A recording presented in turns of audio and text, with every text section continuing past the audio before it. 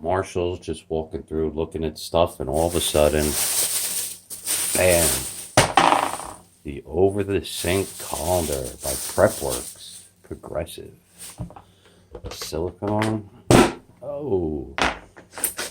And it fits, come on. Do you know how much space I just saved in my cabinet?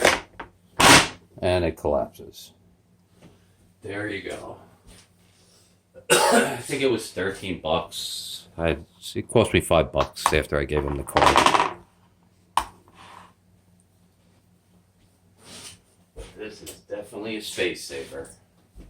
And I'm getting ready to make chili. Kind of needed it. Little info. The Progressive Prepworks Over the Sink Colander. Very nice. Good investment for my channel. Thank you, Google. I got this with some of my Google Jump Change.